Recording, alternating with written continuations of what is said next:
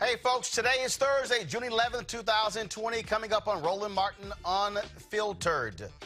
Man, quite the busy weekend. 3 black men found hanging in different parts of the country. We'll talk about that story also. A black female protester found murdered along with a 75-year-old black woman yesterday in Tallahassee, Florida. What is going on? A man has been arrested in their murder. Also on today's show, we'll talk about, of course, the protest over the weekend that involved Black Trans Matter, and talk with the president of the Human Rights Campaign about today's Supreme Court decision affirming that LGBTQ folks cannot be fired. They are protected by federal law, the 1964 Civil Rights Act. Also, Spike Lee talks about his new film, The Five Bloods, on Netflix. Folks, we've got a jam-packed show. Reverend Dr. William Barber is also joining us, talking Poor People's Campaign. Like I said, it's a jam-packed show. It's time to bring the funk and Roland Martin Unfiltered. Let's go. Whatever the biz, he's on it. Whatever it is, he's got the scoop, the fact, the find. And when it breaks, he's right on time, and it's rolling. Best believe he's knowing. Putting it down from sports to news to politics. With entertainment just for kicks, he's rolling. It's on go, roll, y'all. It's Roland Martin, yeah. Rolling with Roland now. He's funky, he's fresh, he's real, the best, you know he's Roland Martin now.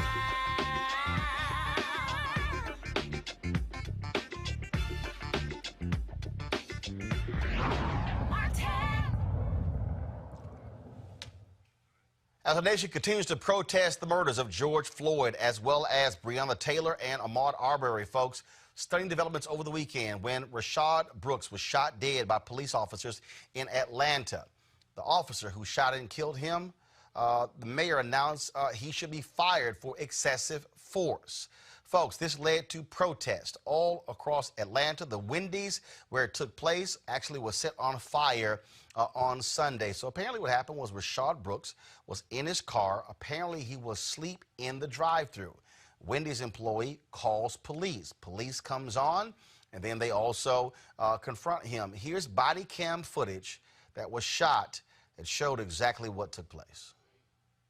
Hold on, Mr. Brooks. Will you take a preliminary breath test for me? It's yes or no. I don't want to refuse anything. It's yes or no. It's completely up to you. Yes, I will. Okay, just wait here while I grab. What kind of drinks did you have?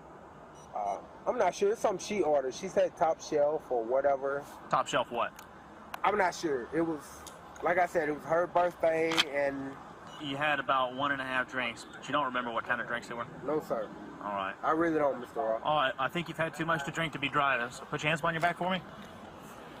Here, put your hands behind your back.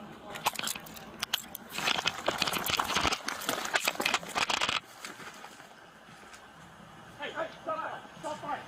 Stop fighting. Stop fighting. You're gonna get tased. You're gonna get tased. You're gonna get tased. Stop. Come on, man. Stop. You're gonna get tased. Mr. Ross. Hey, hands off the taser. Stop. Hands Stop off fighting. the taser. Stop fighting. Hands off the taser.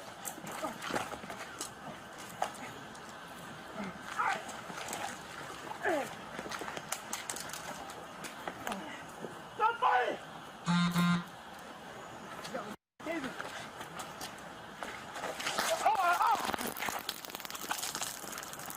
63.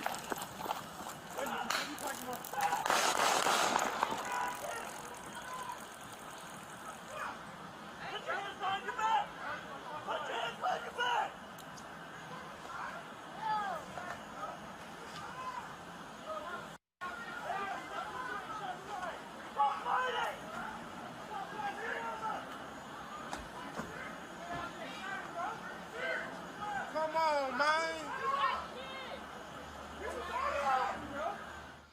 Folks, obviously shocking and stunning video. Joining us right now is the attorney for the Brooks family, Chris Stewart, out of Atlanta. Chris, Brooks, the autopsy shows he was shot, suffered 2 gunshots to the back that caused organ injuries and blood loss. The end of that, your news conference on Saturday as well as on Sunday, you talked about this whole deal, and that is, and the mayor laid out, the actions of the police officer were excessive. critics say, well, wait a minute.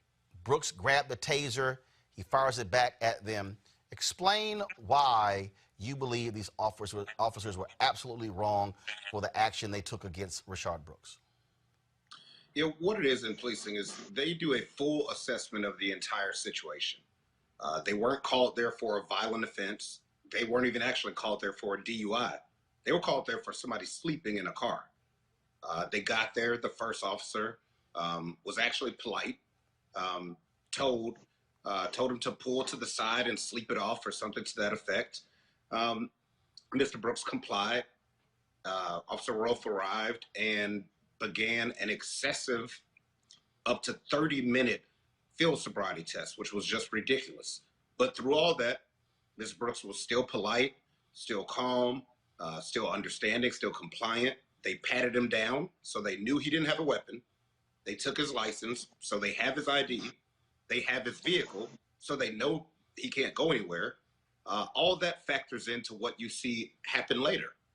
And when he did resist getting handcuffed and ran away and took the taser with him, that still didn't give Officer Rolfe the power to use deadly force. He had a non-lethal weapon, which is what a taser is defined as in Georgia. It's the same as having pepper spray or a baton. And that's what so many people are making the point. That is the issue here, the actions of the police officer at the end. He did not have to fire. He didn't. Let's just imagine that video, but he's running away with pepper spray. Everybody would be outraged. But it's the same thing as a taser, according to the law. Taser, pepper spray, baton. They are all the non-deadly weapons. So, you know, you're not going to have it both ways, because there's cases where officers have used tasers on African Americans or Caucasians, and He catch him. I mean, look, backup showed up in minutes. I mean, where was he going? You have his car, you have his ID. He asked them, could he just walk home? And that's the thing, Roland, which I'm trying to get policing back to, is the empathy, the care. You know, it's not like you pulled this guy over swerving on the highway where he was a danger to society. Yes, he was intoxicated, but he was already parked. Have him walk home. Say, buddy, call an Uber. You got 10 minutes. I mean, where is the care instead of putting somebody in cuffs when none of you saw him ever drive that car intoxicated? But even if, okay, so again, you perform the test, he goes through it, and then there's a scuffle.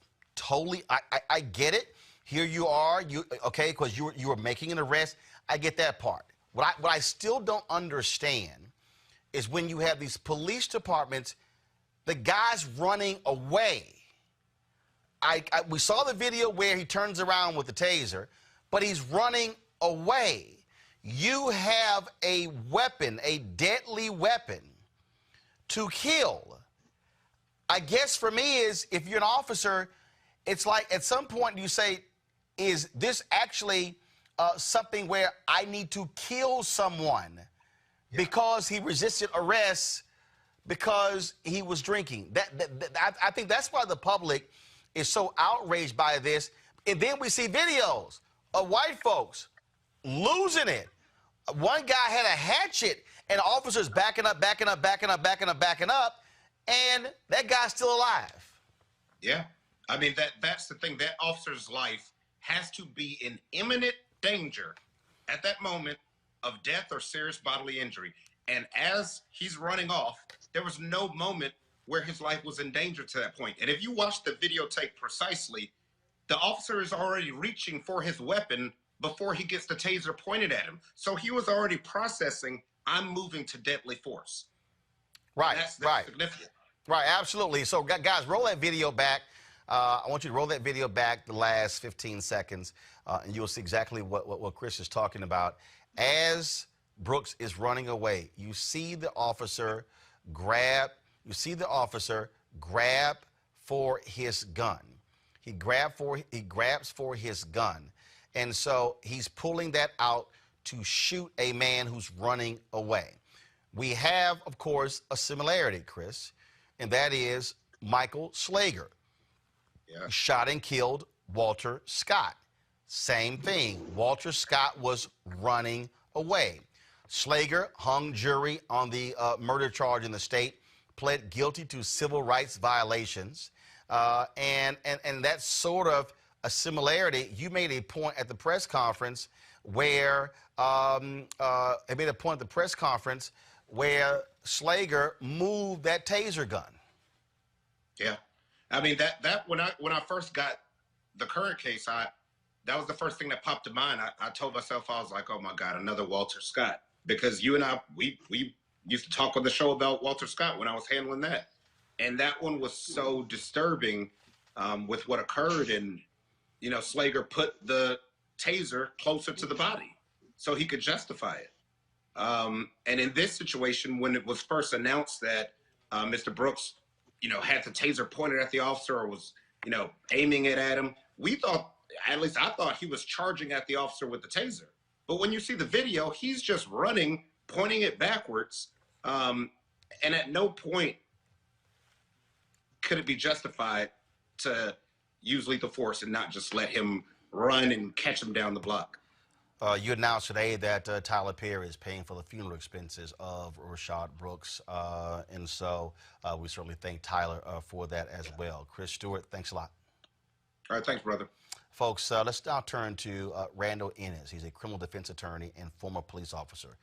Randall, you've seen that video. You heard with Chris Stewart. Do you agree with his analysis there that this was indeed excessive force exhibited by this police officer to shoot Rashad Brooks as he's running away? Well, Roland, clearly the police officer had numerous options when Mr. Brooks was able to get his taser and take off. He could have retreated. They could have called for backup. They could have allowed him to go to his residence, and they could have picked him up a few hours later. There are several de-escalation type options that could have occurred. Having said that, Roland, it's very clear how police officers within a moment's notice go from effecting an arrest and how that can escalate in a half a second to where they're in what you would call a close body fight, where they're not only attempting to protect themselves, but they're attempting to protect the weapons that they're given. And in this case, they were unsuccessful. Largely, however, I will say, they certainly had more options at their disposal. And that's one of the things that we're seeing across the country, and that is the actions of police. Now, what happens is there are people out here, they say, look, you've never been a police officer. You don't know what happens in that situation where your life is in danger. Truth be told, if you actually look at that video, where their life was really in danger was during the scuffle. During the actual scuffle, where they're on the ground and they go back and forth. You don't know what happens. Someone could grab your gun or whatever the heck. So when the scuffle ends and he's fleeing, the reality is that my life was in danger has actually ended because he's running away. Yes, and to dovetail on that, I mean, these officers, again, I'm an attorney in New York. These officers will be judged by Georgia law, and in particular, whether or not their actions were deemed reasonable. In other words, whether a reasonable police officer standing in their shoes would have undertaken the same type of lethal force, or whether a reasonable officer would have did another thing. What is the standard, in that jurisdiction? That is largely what they will be judged by. But again, it highlights how things go awry in a second, and training, the officer's adrenaline is clearly at a very high level. The training to de-escalate, to say, hey, let him go. That's where many police agencies may fall short in that additional training, that constant honing in that there are other options, particularly when someone is going away from you, running away from you. Right. and apparently does not have deadly physical force on him. I mean, they patted him to begin with, and so it's not as if he had a knife or they were able to identify early on. So those are the split second decisions and actions that they will be judged by. That's for sure. And you can see, lastly, with instances such as this, when someone's fleeing, they turn back and they take a shot. You can see, even after they were taken down, I heard some voices that were going on between the officer and what I presume to be Mr. Brooks at the time. Last one, of course, the police chief is stepping down in Atlanta. The mayor demanded her resignation. Also, I saw where reporters said that 19 Atlanta police officers are resigning, complaining about how low morale is. This is one of the things that I often say, that police officers are too damn sensitive. That there's this whole attitude of, how dare you hold even one of us accountable for actions. We saw that with Marilyn Mosby in Baltimore. We saw that in the Laquan McDonald case. They're angry that the officers were fired for the snatching of the 2 kids out of the car from Morehouse in Spelman. And then now this right here. But how do they think the public feels? This man is dead. Okay, fine. Y'all are resigning because you're pissed off. But Rayshard Brooks cannot be brought back to life. Yeah, I mean, that's it. And it bears stating, obviously, condolences to the family. The notion of police officers resigning, it's a difficult job. It's made a lot more difficult with the actions that are going on right now with a few officers. I think the sensitivity, and I'm not saying I agree with it, but I think the sensitivity comes about because the officers, by and large, handle matters on a daily basis, thousands and thousands of matters, without any incidents, without anything occurring. And then when an incident occurs, such as this and others, they are highlighted, and they are oftentimes in their minds painted with the same brush as the officer that's involved in the incident. And that sensitivity tends to impact officers. In this particular case, perhaps, they feel that the media focuses a lot on the end and not what led up to it. That sort of sensitivity, I'm not saying that's justified, but that sort of lends a little insight into an officer's mind. Well, I'll say this here. The reality is, again, you can be an officer. Even if you are a police officer who gets fired, you're still living. Your family gets to see you. The daughter of Mr. Brooks was waiting for Daddy to come home because it was her birthday on Saturday. She'll never see him. And that's why, I'm sorry, I think too often there's this belief from police officers, like, how dare you criticize us, when if you have a gun and you have the potential of killing people, yeah, you actually deserve greater scrutiny, because that's totally different than somebody else who loses their job but who hasn't killed anyone. Randall Ennis, I certainly appreciate it. Thanks a lot. Criminal defense attorney and former police officer for 22 years. Thanks a lot. Thank you for having me. I want to bring in my pal, Dr. Avis Jones-DeWeaver. She's a political analyst. Michael Brown, former vice chair of the DNC. Avis, I'll start with you. I just got an alert from the New York Times an hour ago. The NYPD will disband a plainclothes team with about 600 officers that has been involved in some of the city's most notorious police shootings. That was an alert from the New York Times. I talked about, again, one reporter saying these 19 officers in Atlanta are resigning. There was a SWAT team in Florida. They're upset because the chief took a knee as well. I think too many of we keep hearing, a few bad apples, but too often, significant amounts of police officers, they want protection for the actions and they don't want accountability, Avis. For all all of those people who are resigning or, leaving their jobs because they're so outraged, good damn riddance. Bye. You need to be gone. Because if you are that much of a punk that you cannot take verbal criticism, nobody's shooting you down. Nobody's attacking you physically. If you're that much of a punk that you cannot take justified criticism, then you are too weak for that badge. You don't need it. And I think that's part of the problem right here. You have a lot of small men who get off on having a lot of power. And when that power is in any way checked, they cannot handle it. So for those of you that are gone, bye. We're not going to miss you. Glad you're gone. Please don't come back, because clearly you were not up to the task in the first place.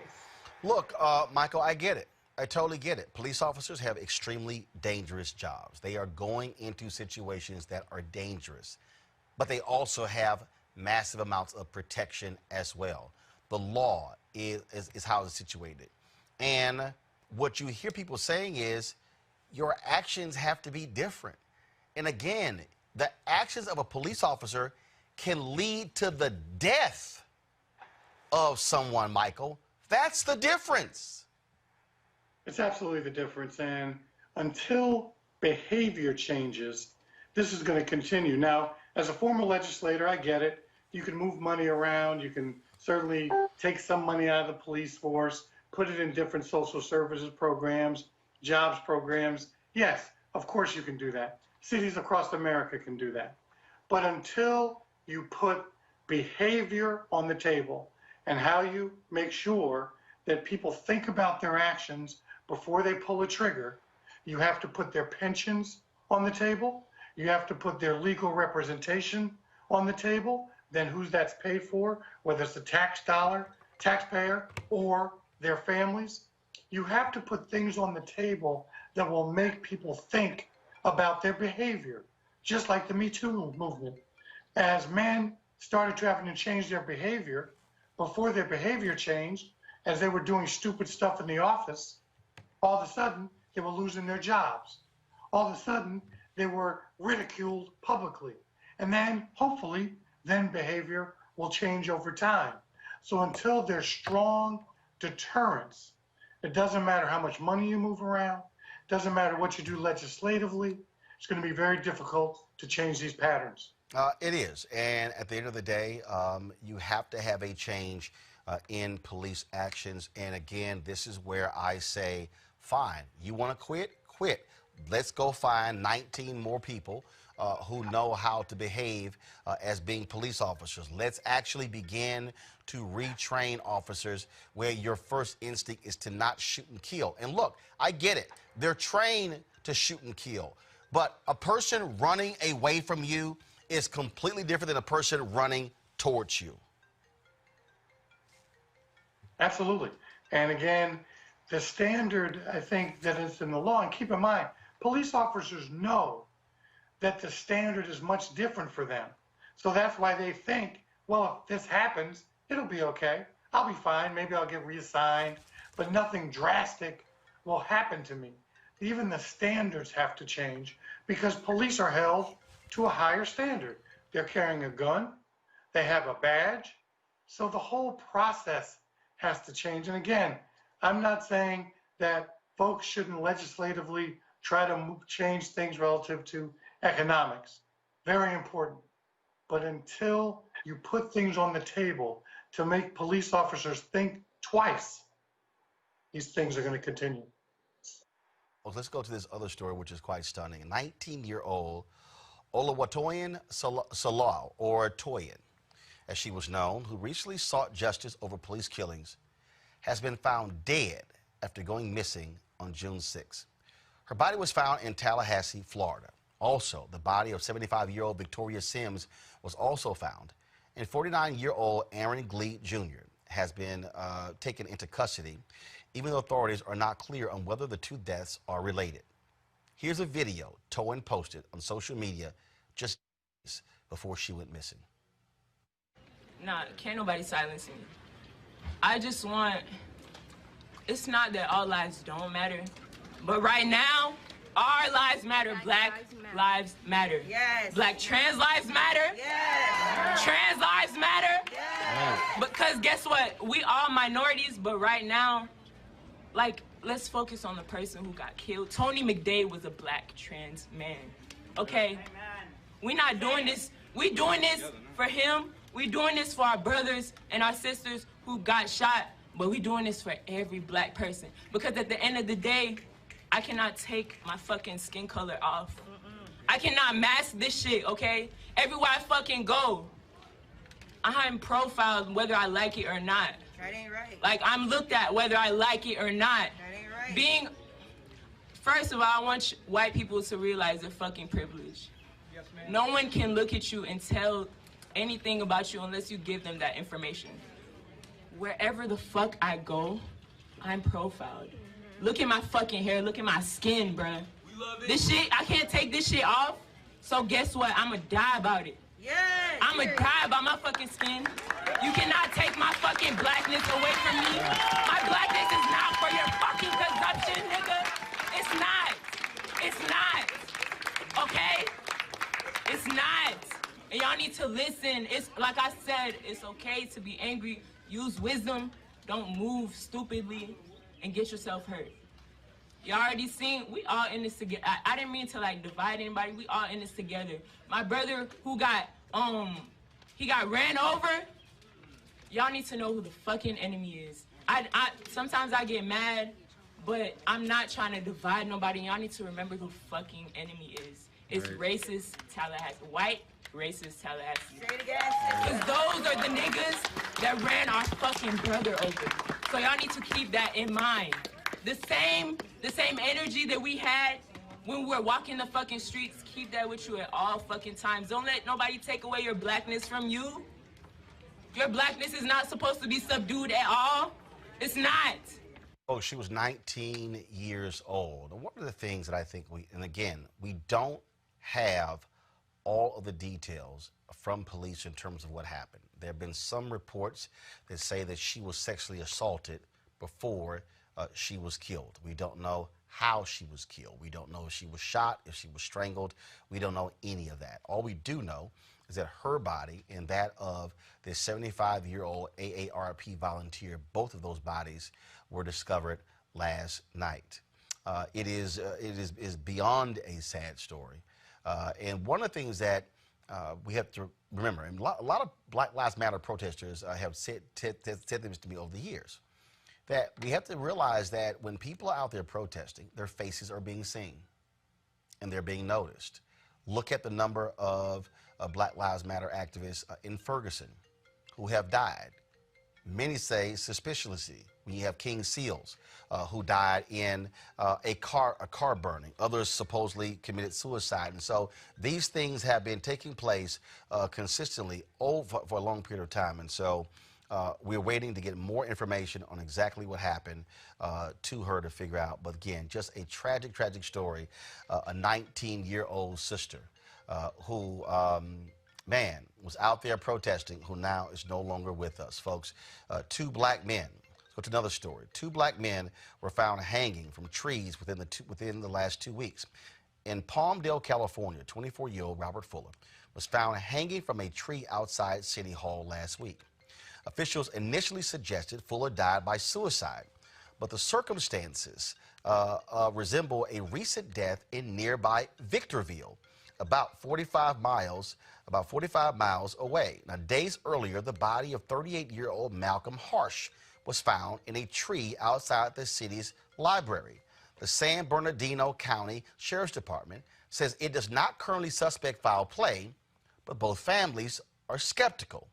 In both cases, people who knew the men suspect they were murdered. Malcolm Harsh's body was found on May 31st, and Robert Fuller's body was found on June 10th. Michael, the thing here is these need to be obviously fully investigated. We don't know. Have folks obviously committed suicide? Yes, we told the story last week of a prominent television writer who hung herself, 39 years old. But, you know, when you see two nearby, it certainly raises questions, Michael. It certainly does, and we have to wonder. I think I was on listening to a group chat, and folks were wondering if any of the white supremacist groups were going to literally come to some of the protest marches. And I'm not talking being secret squirrel, trying to, pretending and burning things down. I'm talking standing up across the street and voicing their opposition to Black Lives Matter and the other protesters. So I wonder if this is the way they have decided to manifest itself, and to say this is the way we're going to speak up and start hanging people from trees. Because I've heard from a variety, clearly, suicide is a problem in all communities, clearly also in the African American community. But I've heard of a lot of ways people kill themselves. I haven't heard brothers hanging themselves from trees. So I'm not sure about that. So clearly, it has to be fully investigated. Avis? This is so exhausting, because we know that in 2006, so this was 14 years ago, the FBI issued a report that specifically said that police departments across the country were being infiltrated by white supremacists and skinheads all over the nation. And you know what was done about that? Not a damn thing. I'm so angry about this. Who kills themselves right across the street from City Hall? That powerful warrior sister that you just showed on that screen is not the type of spirit that takes her own life. Let's just be real about that. That's a warrior right there. She's not going to raise the white flag and take her own life. She was murdered. I am so tired of people trying to explain away the obvious. There are people who are hunting down Black people all across this country, and some of them wear blue uniforms. So let's just be very, very real about that. How many protesters from Ferguson just ended up dead? Do we think that's a coincidence? Yeah, several, a number of them. It is not. This is a pattern. And I'm tired of people acting like, oh, so for some reason, all of these Black, of course people commit suicide. All sorts of people commit suicide. But this is a pattern that is specifically related to a movement. And until people stop trying to, explain away the obvious by all of these weak sorts of assertions, because they do not want to investigate, because they probably will know that when they investigate, they'll be turning in their own people. This thing will never stop. This is a concerted attack against Black people across this nation, and we need to wake up and call it exactly what it is. You also, of course, you have the story that took place this weekend out of Michigan, where you had another sister who was found dead. Her name is Priscilla Slater. In fact, let me pull this up because Priscilla Slater was her name. And go to my iPad, please. It says the headline: 6 Harper Woods personnel placed on leave following the death of Priscilla Slater. Now, she died while in custody on June 10th. And folks are trying to figure out exactly what took place in that case. There's another case out of South Carolina where body cam footage was released. This took place last year of an African-American who was shot and killed while in handcuffs in South Carolina.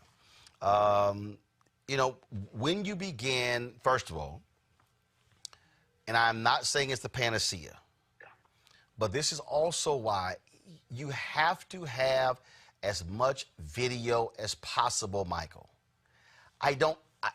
Dash cam mandatory, body cameras mandatory to see what is happening, and you have to have it because we've seen too many cases. We simply cannot trust the account of police officers because they will change their story and they will lie. And with the technology the way it is, you don't have to have an on and off switch on the camera. It's on all the time. So that way there's no confusion. There's no, oh, I just wanted to turn it off for a minute. No, it has to be on all the time. Clearly, if you're taking a restroom break and things like that, that's a little different. But the technology can allow for that. There's only one way to have accountability. Those kind of cameras that you just described, as well as you have to take the investigation away from the investigators and the investigatees. You have to have an independent agency that does the investigations.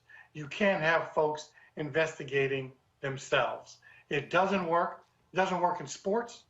It doesn't work in business. So why should it work in law enforcement? In fact, Avis, I saw another story today where a 911 dispatcher was so shocked by what they were seeing with George Floyd, they immediately called a supervisor to be dispatched to the scene. Wow.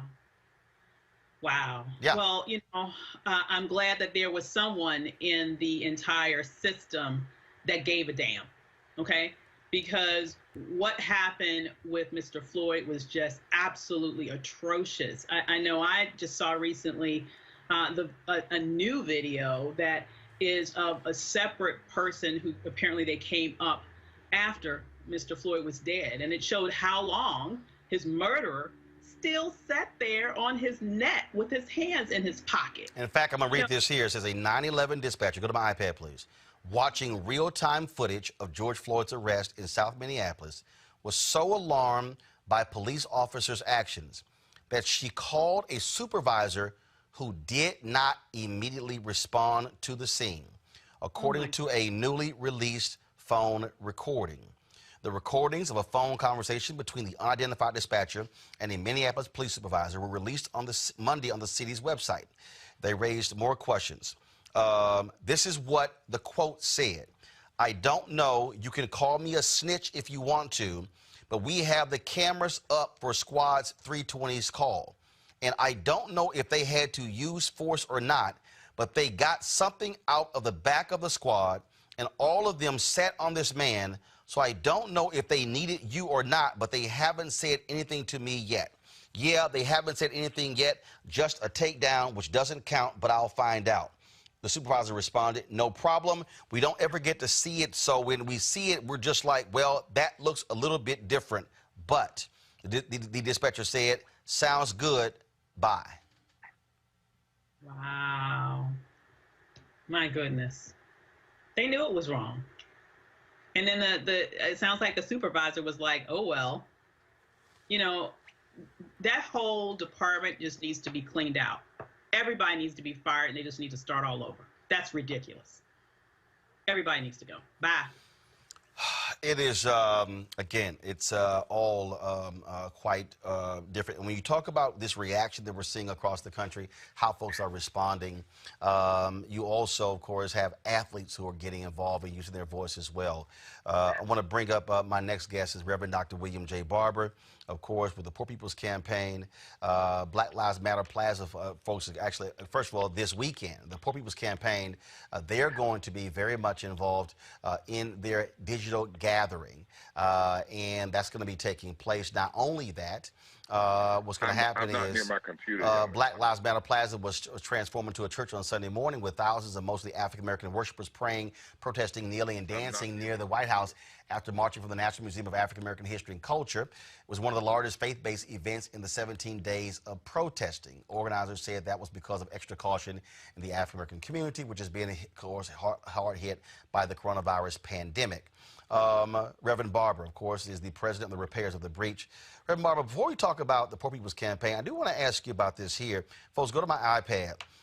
The head football coach for the Oklahoma State Cowboys, Mike Gundy, he went fishing and he wore an OAN shirt. Now, that's the very far right-wing conservative news network that Donald Trump loves even more.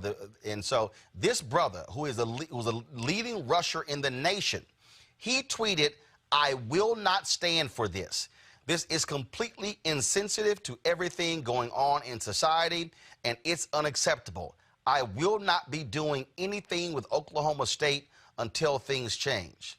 Reverend Barber, when you have athletes saying no, when you've got Kyrie Irving urging NBA players not to resume play, we are living in a totally different period than we've ever seen, I dare say, since 1968. Well, I think so, Roland. And I think that part of what we're seeing is, there's a song that says, by Nina Simone, it was a tribute to Nina Simone, and it was talking about it's a rising. It's time for a rise. It's one thing to be, it's another thing to get out of bed. So a lot of people have been made woke, as we say, over the past few years. But the more and more they have seen the blatant white supremacy come out of the White House, both in rhetoric and in policy. And then when you think about it, in less than a month, we've heard about 4 people being shot. My brother Avery, our sister in Louisville, killed. And then we saw Brother Floyd just lynched, choked to death by knee. And then the shooting in Atlanta. And we saw the cop, well, I understand the cop said, I got him. And then we think about all these people that are dying from COVID that didn't have to die. So people are saying, we better get up. It's one thing to be aware, but it's another thing to start acting on it. And with these athletes starting to say, we're not going to feed your money machine anymore. We're not going to have anything else to do with this.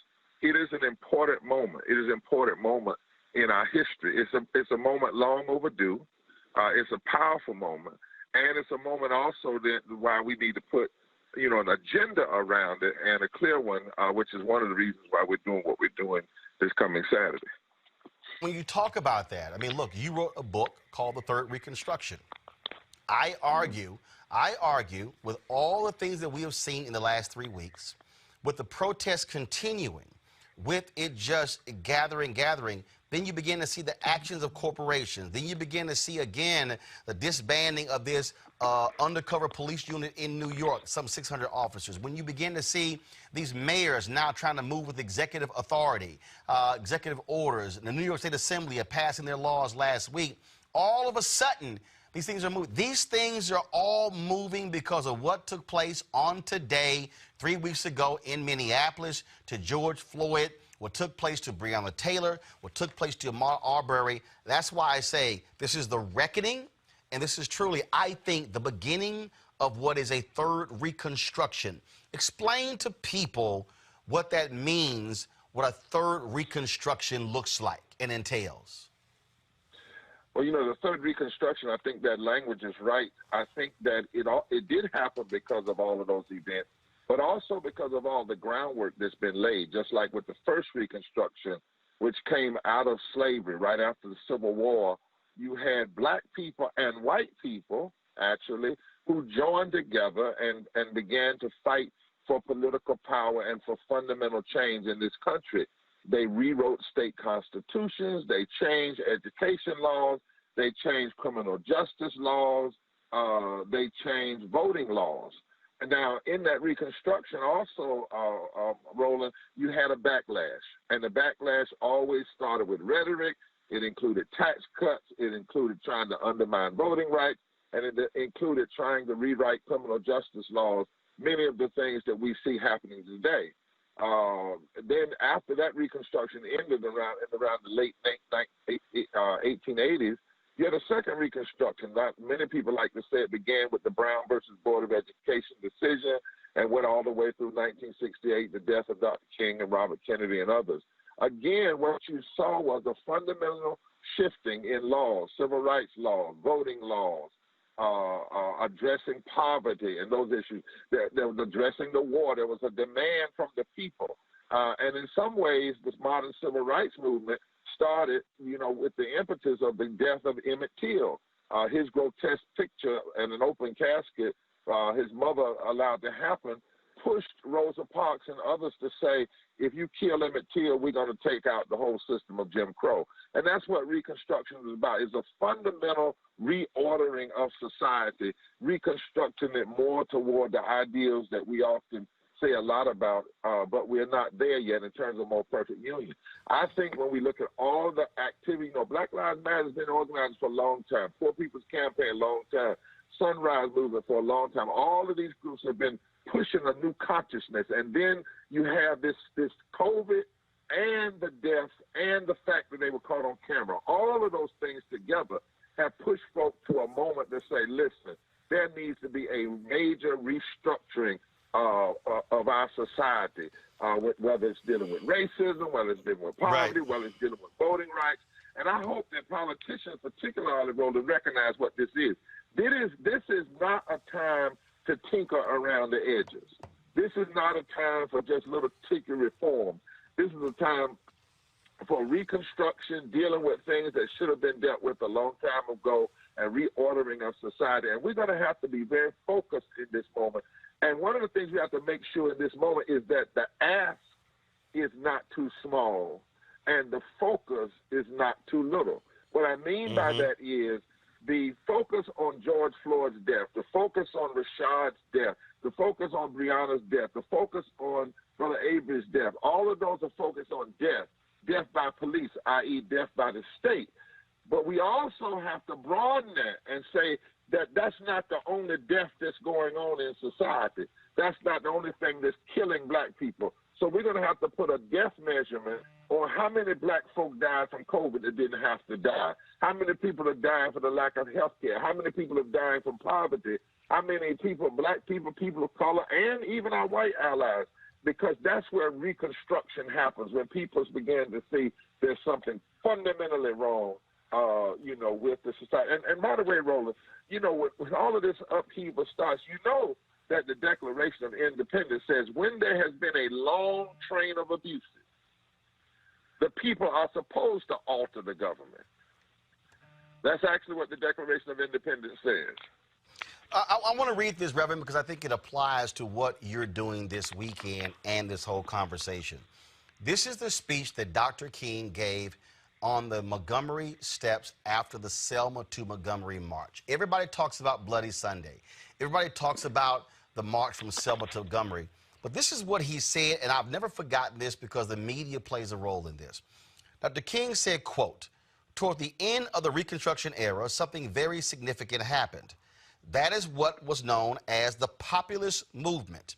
The leaders of this movement began awakening the poor white masses and the former Negro slaves to the fact that they were being fleeced by the emerging bourbon interests. Not only that, but they began uniting the Negro and white masses into a voting bloc that threatened to drive the bourbon interest from the command post of political power in the South. To meet this threat, the Southern aristocracy began immediately to engineer this development of a segregated society. I want you to follow me through here because this is very important to see the roots of racism and the denial of the right to vote. Through their control of mass media, they revised the doctrine of white supremacy. They saturated the thinking of the poor white masses with it, thus clouding their minds to the real issue involved in the populist movement. They then directed the placement of the books on the books of the South of laws that made it a crime for Negroes and whites to come together as equals at any level. And that did it. That crippled and eventually destroyed the populist movement of the 19th century. What you and others are doing with the Poor People's Campaign is trying to get to those poor white folks, those poor Latinos, poor African Americans, poor Asians, poor Native Americans, and say, it's a lot more of us than the rich bourbon interests, the National Chamber of Commerce interests, the folks who Donald Trump allowed to get $600 billion of PPP money, and they won't tell us where the money went. But people have got to understand that it's not going to happen if they sit on the sidelines. Dr. King said, you're being fleeced by the same interests. He's talking about the media. Well, what does Trump represent in the Commonwealth? They have the media. He said the laws they put on the books will look at how they're doing with voter suppression, and it is because of what? The fear of a new voting bloc. We've done a study that shows that if 15% of black, white, brown, Native, and other poor and low-wealth people would register to vote around an agenda, they could fundamentally change the political calculus all over this country. The empirical data is there. But what we have to have is the mobilization and organization. So where did Dr. King go after Montgomery? He started the Poor People's Campaign in '67. He went into the mountains of Appalachia. He went into the mountains of North Carolina. He went to the Delta of Mississippi. He understood that even when you deal with racism, you have to get it to where you have not just black folk dealing with racism, but white people and others. So he said three of them: racism, militarism, and poverty. We say today racism, poverty, ecological devastation, the war economy, and the false moral narrative of white evangelicalism. And we're beginning to see people coming together. On June 20, 2020, at 10 o'clock a.m. on every on MSNBC, and ABC is not going to run it on their online and many other platforms. You will see thousands of people are coming on, hundreds of thousands actually. But on that day, you're going to see black people from Mississippi stand with coal miners from Kentucky who have found out they're being fleeced by the same interests, and they need to come together. And we have to have that kind of populist reconstruction movement in this moment. That is why it's so critical that one thing I've said to the media is stop saying we've never seen black and white folk come together like we're seeing today. It happened in Reconstruction, not at the same level because we didn't have social media. It happened in the Civil Rights Movement. It was happening in '68. That's why Dr. King was shot. But more importantly, we must look at not just that it's just folk in the streets together, and it is about police violence, but it's also about something bigger. It's about people being able to come together and form a new political bloc, and if they do that, they can change the laws that deal with the police violence. They can change the laws that deal with health care and living wages and the things that make people's lives better if we put them in place. And Roland, this is the last thing. The forces like Trump and McConnell and Bannon and Steve Miller and all of those folks would not be fighting so hard if they did not feel like this coalition would work. I never told you this on this show, Roland. I'm going to tell you tonight. When we started the mass Moral March, we call it the We Must Do More Tour, mobilizing, organizing, registering, educating people for the movement who vote, headed toward June 2020 before, COVID stopped us, because we had planned to have hundreds of thousands of people on Pennsylvania Avenue. Our first stop was El Paso. They asked us to come there. We had black and white and brown and red in El Paso, and it was a powerful organization.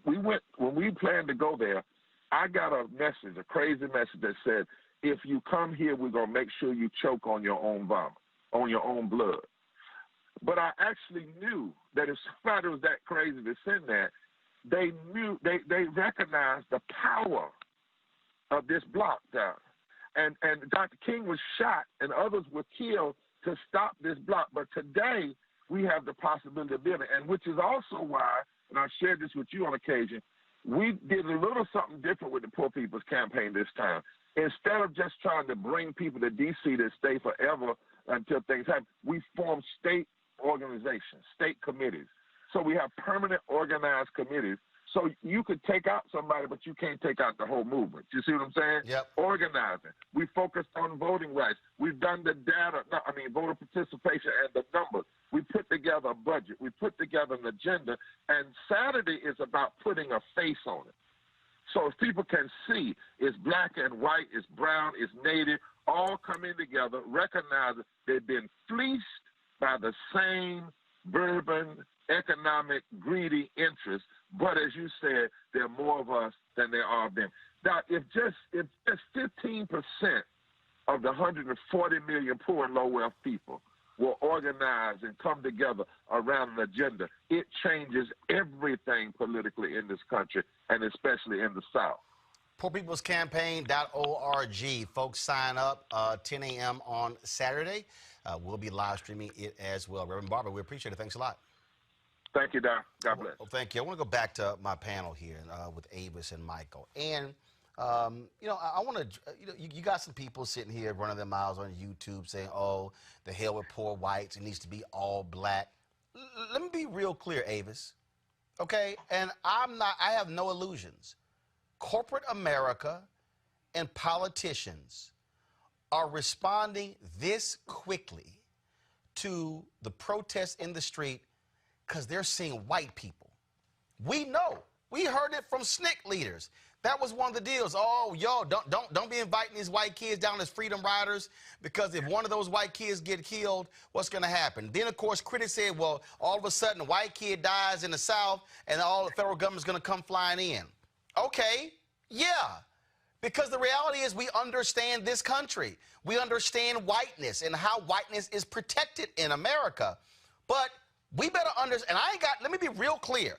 I got no problem with white allies in the streets saying defund the police, change the funding structure. I don't have any problem inside of advertising agencies, Adidas, media companies, corporations all across the country where you got white allies who are challenging power along with their black co-workers saying, we got to change this corporate culture. And so if a white ally is going to roll with me, I'm like, let's roll. So I think some black people out there, Avis, need to check themselves because if you actually study the movement, you've had white folks who were there. John Brown was a man of his time, but hell, he was an ardent opponent to slavery. And Frederick Douglass had no problem with him as an ally. Absolutely, he was a gangster. Listen, here's my point. Here's my thought on the matter. This deconstructing white institutionalized racism should not be the sole responsibility of black people. Right. Why do we have to clean up their mess? Okay? For me, it requires, and white people, quite frankly, I believe should take even more responsibility for changing it. Why am I expected to somehow fix a problem that I didn't create? And so I think it makes sense. It makes every sense in the world to make sure that white people live up to their responsibility. And some of the people that you're referring to, for example, on the best end of the spectrum, you would like to see white people out in the streets and being fully anti-racist, not just not racist. Like a lot of people, I'm not racist. That's the least you can be. Anti-racist. Like, I want you to be right beside me. I want you to be my ride or die out here right with me. I need white folks checking white folks. Exactly. In rooms that we aren't in. That is exactly what it will take. It's not only our responsibility. Should never be only our responsibility. And also for those spaces where we're not in, they need to be the ones checking their peers to say what you're doing is not right. We need to change. Michael, Fred Hampton, Illinois Black Panther Party. Fred Hampton was organizing white people in West Virginia. There were white Panther Party members. Folks, if y'all are watching right now, go to YouTube, and I want you to type in Fred Hampton and White Panthers. There's the video, the film, Michael. White men said, you fighting against poverty, you fighting for resources, we're brothers. So, but what I say to those white allies, don't go out there ignoring black protesters and black organizers when it comes to how things are acting. But I just think that, again, people are walking around having no sense of history. And if white guys in West Virginia can align with Fred Hampton and the Black Panther Party, some of y'all fake-ass conscious folks need to shut up. Michael, go ahead. And keep in mind, you don't have to recreate the wheel because it's happened in history, as you just referred. But it also happened during the labor movement and the development of the labor movement.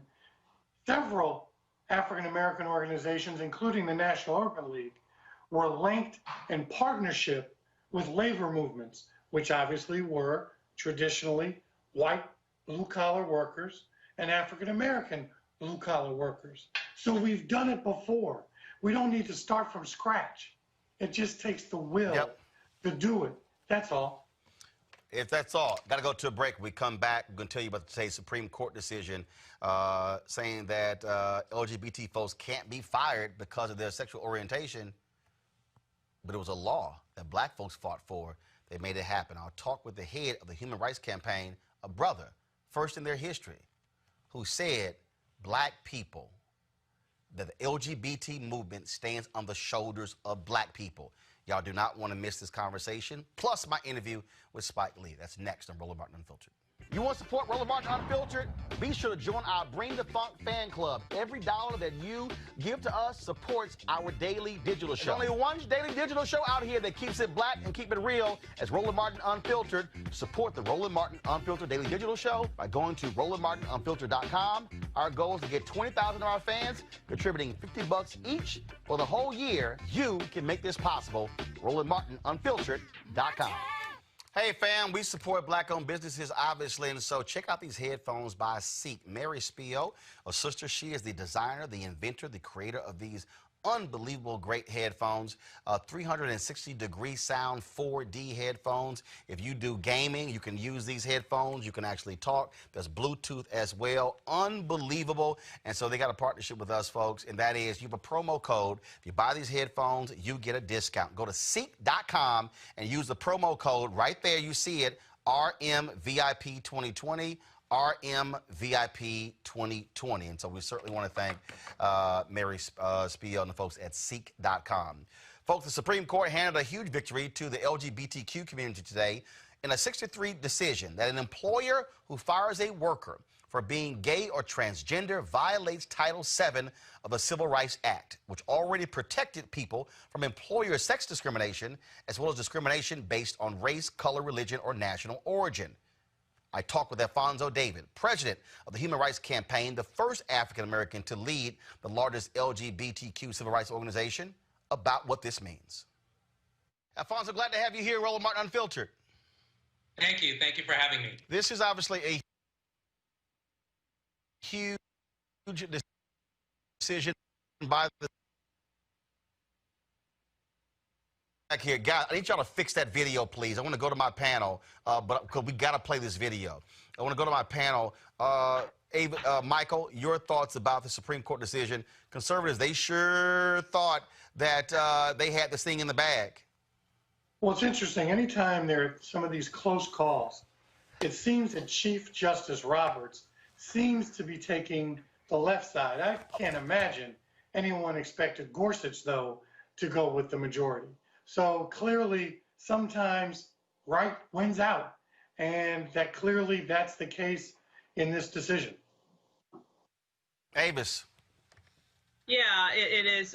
It's good to see that this Supreme Court has, I would argue, come down on the right side of history on this one. You know, it's good to see that. I'm hoping that you know, we'll continue to see some surprising decisions in the future, but I don't want to bet my life on it, which is why I'm hoping that the next administration will bring in Biden so that this court isn't forever lost to the conservatives. But for now, we can definitely be happy with this decision. Folks, do y'all have the interview ready? Is the interview ready in the control room? Come on now, I need to get it together. The thing here, Michael, is that when you look at this particular court, obviously conservatives have the advantage here, but you're also seeing the impact of what happens when black folks change the laws of the country. You'll hear me discuss this with Alfonso David, that the reality is the American with Disabilities Act, 1996, provision of the Civil Rights Act of 1964. Title IX, which opened the professional schools to women, 1964 Civil Rights Act. Same-sex marriage, that was Equal Protection Clause, 14th Amendment, one of the Reconstruction Acts. The reality is black sacrifice has helped numerous Americans when it comes to changing these laws. And the LGBTQ community has acknowledged that. They've said we are standing on the shoulders of some of those amendments in the 60s. And frankly, that's part of actually some of the wording in those amendments. It uses obviously the word discrimination. Clearly, it doesn't necessarily lay out every level of discrimination. We're going to see this challenged again, whether it's with the handicapped and the physically challenged. We're going to see this challenged all the time. And the court said, you know what? Discrimination means discrimination. And if that's the case, whether it's gay marriage, whether it's physically challenged, whether it's skin color, whatever it is, gender, we're going to side on the side of discrimination is wrong. We're going to fix it and make it right. Let's go to the interview with Alfonso David, president of HRC. Alfonso, glad to have you here, Roland Martin Unfiltered. Thank you. Thank you for having me. This is obviously a huge decision by the Supreme Court. The 1964 Civil Rights Act, something black folks fought hard to make possible. I think if you, when I often said this here, folks with disabilities, that is a provision of the law, women as well, now LGBTQ.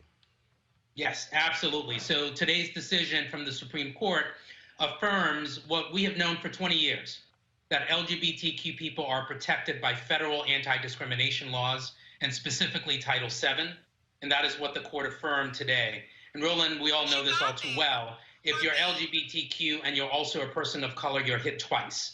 And so we wanted to make sure that we advanced and protect civil rights for marginalized communities. Here, the Supreme Court is saying you are indeed protected. Federal civil rights law does protect LGBTQ people from discrimination in the workplace. What is obviously was interesting here, it was a 6-3 decision, wasn't 5-4.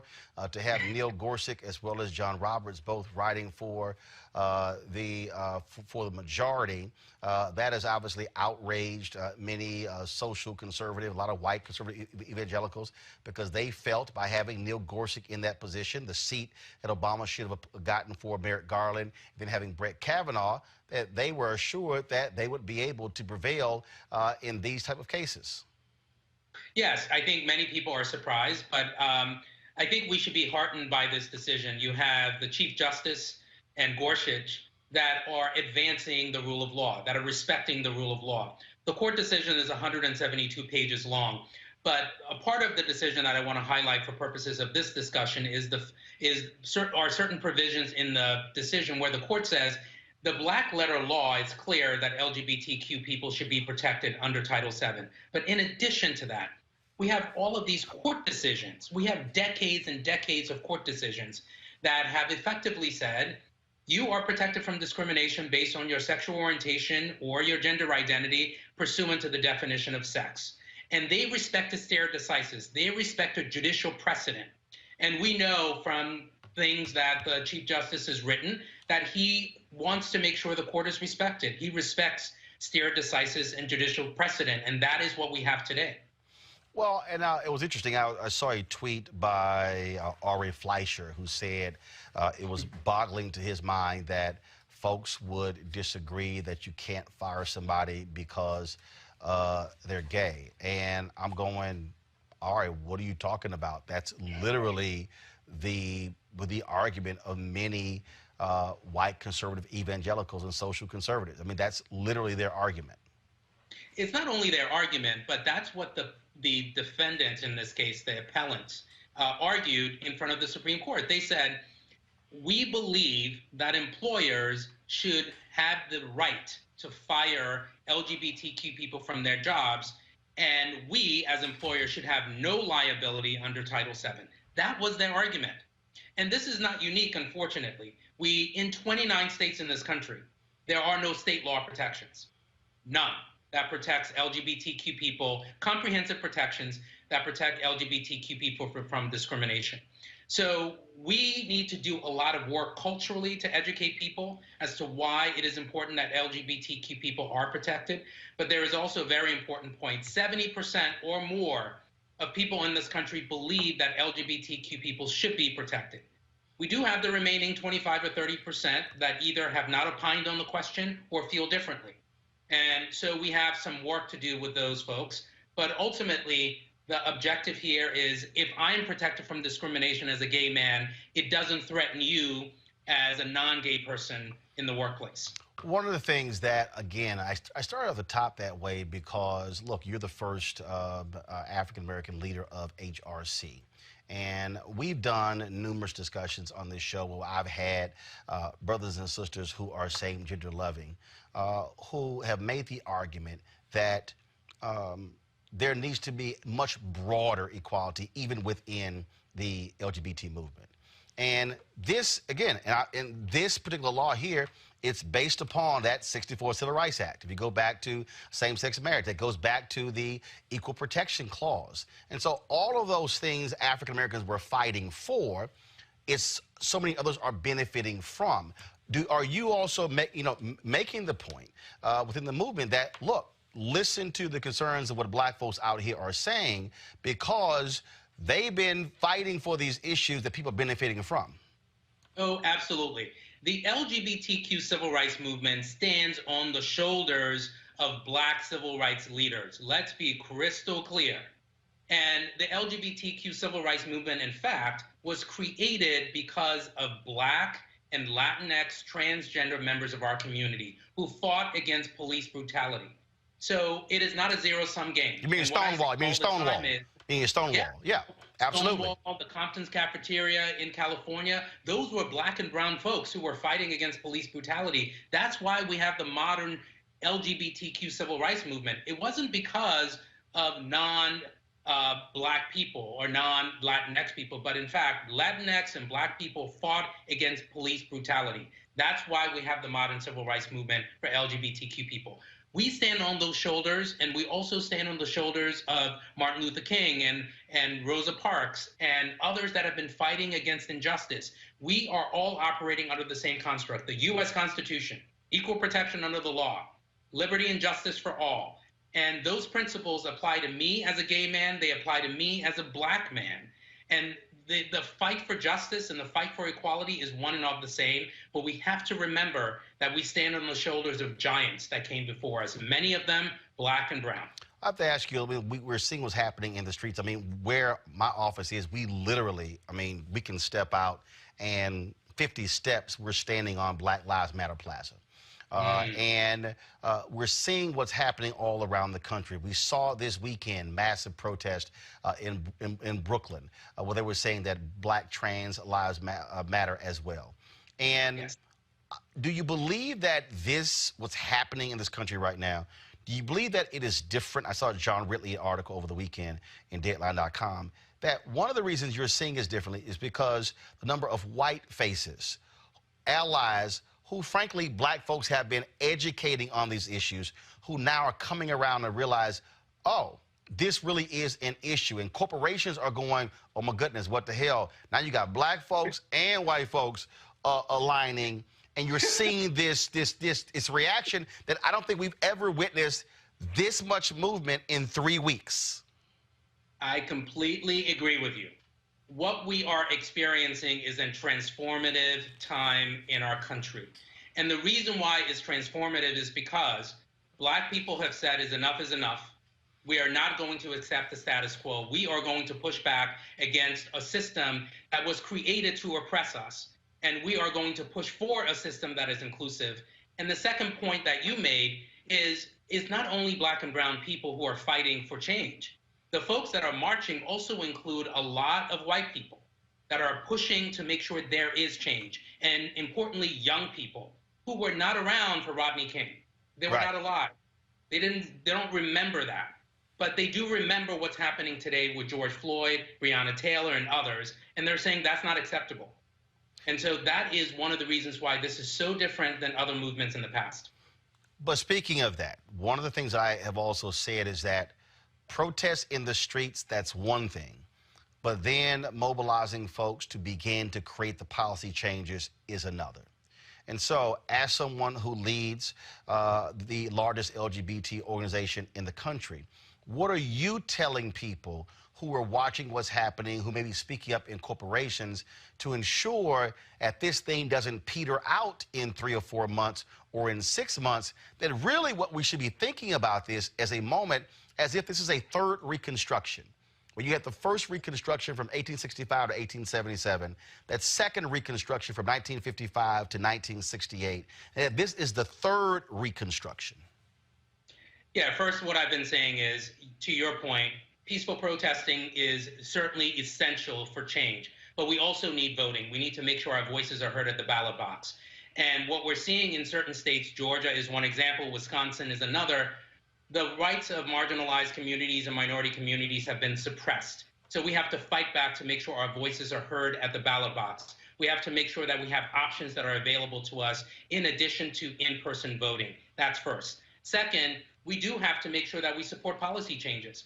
It's nice to see, companies that are saying we support Black Lives Matter, but we want to make sure that they're also supporting policies that are supportive of the minority communities and LGBTQ community. And just having a statement saying we support Black Lives Matter is certainly welcomed, but we want to make sure they're supporting policy. We want to make sure they are signing on to amicus briefs, and many companies are doing this, but we want to make sure all of them are in fact doing this, because it's not only going to we're not going to only have change because of peaceful protesting. Peaceful protesting, policy changes, and voting equals change. And they all work hand in hand. So one is not more important than the other, but you need all pieces. You need all pieces, because otherwise we will all be taken for granted. And I say to the young people who are still struggling, maybe this is the first time that they've ever voted. If you vote, and you vote for the mayor, and you vote for the city council, you actually get to influence who the police chief is going to be. You get to influence what the budgets are for the police departments, because the mayor in most cases appoints the police chief. The city council in most cases approves their budgets. So we have to really make sure our voices are heard in order for us to have significant and meaningful policy changes moving forward. Alfonso David, President, Human Rights Campaign. We surely appreciate it. Thanks a lot.